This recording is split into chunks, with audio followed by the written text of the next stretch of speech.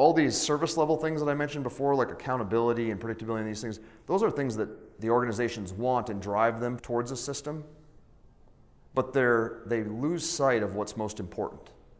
So any of you that are in the middle of an implementation, thinking about it, planning at some point to do something with CRM, I'd encourage you strongly, don't lose sight of the result that you want. And that's that you're getting closer to the customers, that you're generating that insight because that's what they're demanding. Those other things, it's great, we can address those, but if we don't get back to that and make sure that that's the focus, you potentially lose sight of everything that's going on and you get into what I'd simply state as micromanagement of activities because it doesn't tie back to the main focus. So what I want to do is give you guys some quick little hits on what it is that you can do or quick best practices to avoid this whole situation because there is a simple formula to it. There's a very, very easy way to go through this. It doesn't have to be overly complex. And not only can you implement a system, but you can make sure that you're not running into these other areas and that you're addressing the main customer's needs. The first thing is completely forget about functionality. It'll come into play, you'll talk about it, you'll need to discuss it at some point, but focus on the problem. If you can't articulate your problem and share that with your team and making sure they're all on the same page, none of this stuff's going to fly. They need to be able to tie it back to something that they're resolving. Whatever it is you're asking them to load into a system, use a system for, you have to know what it is that you're trying to resolve. Simple example is you have customers that you're seeing that you're losing. You're not in enough deals. It's a problem. They all need to agree on that. They all need to understand that and see that. It's important. Gets into engagement. Don't set people into a room and just train them on software. Engage them early and talk about what the issues are and get their feedback. Don't go to them with the solution to it being a system. I'm not saying you don't have the system in your back pocket and that you're not ready to go with that, but I'm saying prior to that, engage them in the discussions and making sure that they're on that same page. Use, I can't tell you how many times I hear from people, no matter what system it is, a CRM or anything, we're not using 100% of it. Who cares? It doesn't matter. It's irrelevant.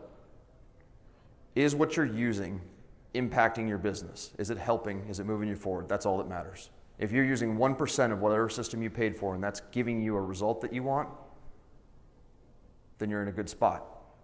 Don't look at the entire whatever it is that you're working with and use that as your measurement for your base whether or not you're being successful. That's not the correct measurement.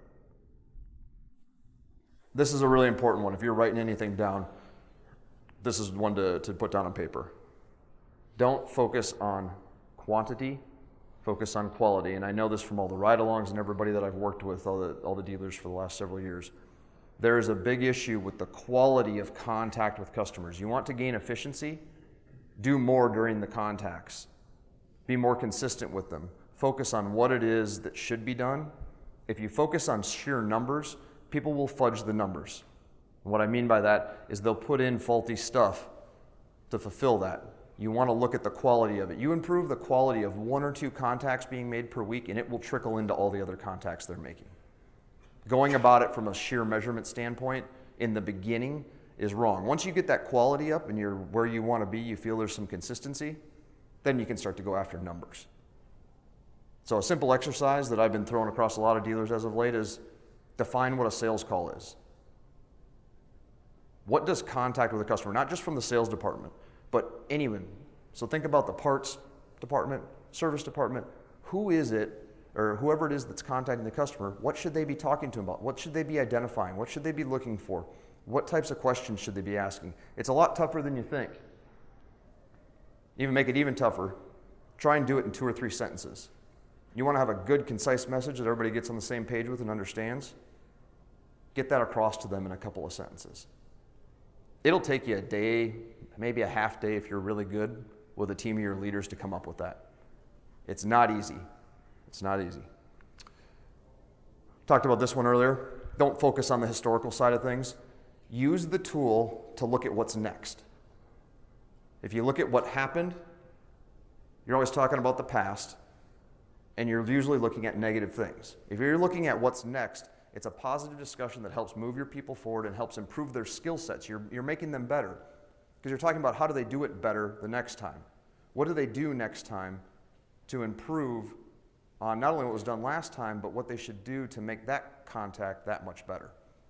There is very little of this going on right now in organizations from what I can tell. This is just kind of a no-brainer, push versus pull. If you feel that you're pushing your people, you are forcing, and you know what this feels like. Everyone's been in this situation where you feel like you're constantly driving them towards something. You need to step back and figure out how you bring them along. And this is a simple example of this is the history versus the forward thinking or the planning. If you talk to them about what you're going to do next week, you're pulling them along. You're bringing them along and showing them what they should be doing, bringing in some best practices and thinking about what's next. If you're saying, you need to go here, you didn't go there, you're pushing. So it's the same thing resolves it, but it's just a little different way of thinking. How are you helping them versus how are you forcing them to do something?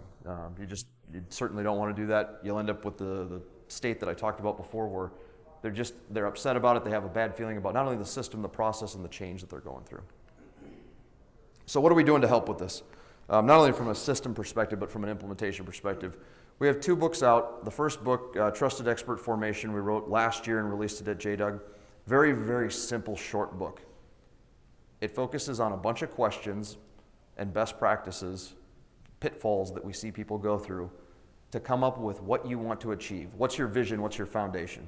And then this new book that we released, The Trusted Expert Culture, is about how to actually implement. What are the pillars, so to speak, that you must have in place or consider before you start rolling out?